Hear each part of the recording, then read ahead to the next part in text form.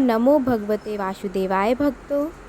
आइए आज हम आंवला नवमी की 2 व्रत कथाओं का श्रवण करते हैं। पहली कथा। कार्तिक मास में कई बड़े व्रत और त्यौहार आते हैं। इनमें से एक है आंवला नवमी का व्रत। यह व्रत बहुत खास है और माँ लक्ष्मी और विष्णु जी की आराधना के लिए अति उत्तम कहा जाता है। ऐसा कहा जाता है कि इस दिन आंवले के पेड़ में भगवान विष्णु के दर्शन होते हैं, इसलिए इस दिन आंवले के पेड़ की खास पूजा की जाती है। इस दिन व्रत करने से भी उत्तम फल की प्राप्ति होती है। अगर आप आंवला नवमी का व्रत कर रहे हैं तो यह कथा अवश्य सुनें। आंवला नवमी पर आंवले के वृक्ष की पूजा और इसके नीचे भोजन किया जाता है। इस व्रत का संबंध माँ लक्ष्मी से है। कथा इस प्रकार है कि एक बार माता लक्ष्मी पृथ्वी पर भ्रमण करने आईं। रास्ते में उन्हें भगवान विष्णु एवं शिव की पूजा एक साथ करने की इच्छा हुई। ऐसे में माँ लक्ष्मी ने सोचा कि किस तरह से भगवान विष्णु और शिव की पूजा एक साथ की जा सकती है।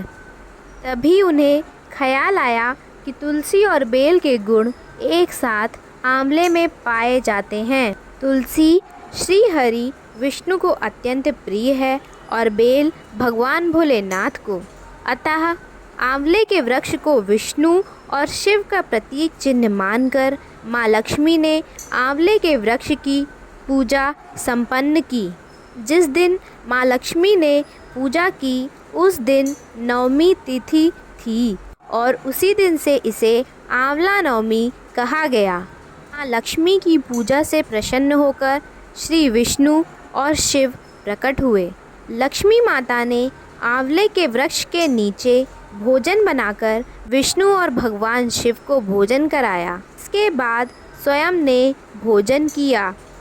तभी से आंवला वृक्ष पूजन की यह परंपरा चली आ रही है। अक्षय नवमी के दिन अगर आंवले की पूजा करना और इसके नीचे बैठकर भोजन बनाना और खाना संभव नहीं हो तो इस दिन आंवला खाना भी लाभकारी है। ओम नमो भगवते वासुदेवाय नमः। दूसरी कथा। एक राजा था, उसका प्रण था वह रोज 1.25 मन आंवले दान करके ही खाना खाता था, जिससे उसका नाम आंवलया राजा पड़ गया। एक दिन उसके बेटे बहू ने सोचा कि राजा इतने सारे आंवले रोजाना दान करते हैं, इस तरह तो एक दिन सारा खजाना खाली हो जाएगा। इसीलिए बेटे ने राजा से कहा कि उसे इस तरह दान करना बंद कर देना चाहिए। बेटे की बात सुनकर राजा को बहुत दुख हुआ और राजा रानी महल छोड़कर बियाबान जंगल में जाकर बैठ गए।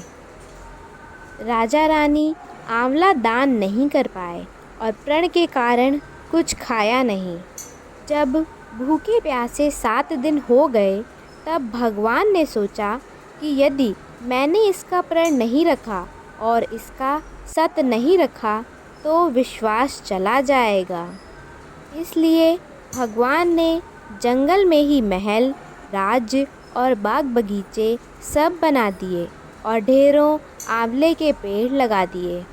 वह राजा रानी उठे तो देखा कि जंगल में उनके राज्य से भी दुगना राज्य बसा हुआ है। राजा रानी से कहने लगे कि रानी देखो, कहते हैं ना, सत मत छोड़े, सूरमा सत छोड़या पत जाए, सत की छोड़ी लक्ष्मी फेर मिलेगी आए। आओ नहा धोकर आंवले दान करें और भोजन करें। राजा रानी ने आंवले दान करके खाना खाया और खुशी खुशी जंगल में रहने लगे। उधर आंवला देवता का अपमान करने व माता पिता से बुरा व्यवहार करने के कारण बहू बेटे के बुरे दिन आ गए।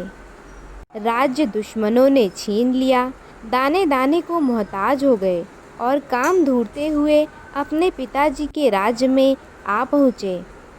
उनके हालात इतने बिगड़े हुए थे कि पिता ने उन्हें बिना पहचाने हुए काम पर रख लिया। बेटे बहू सोच भी नहीं सकते थे कि उनके माता पिता इतने बड़े राज्य के मालिक भी हो सकते हैं, सो उन्होंने भी अपने माता पिता को नहीं पहचाना। एक दिन बहू ने सास के बाल गूंथते समय उनकी पीठ पर मस्सा देखा।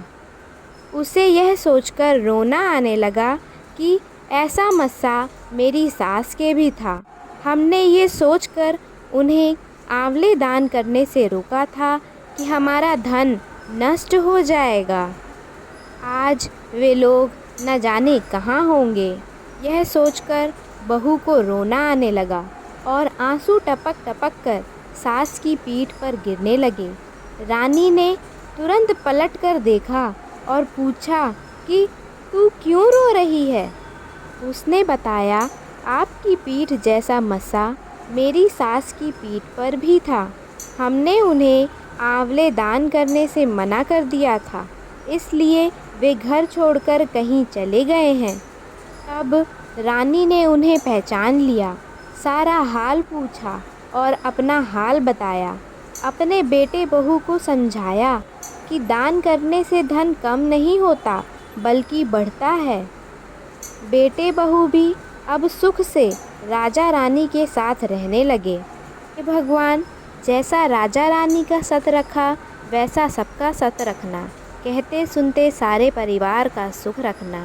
ओम नमो भगवते वासुदेवाय नमः।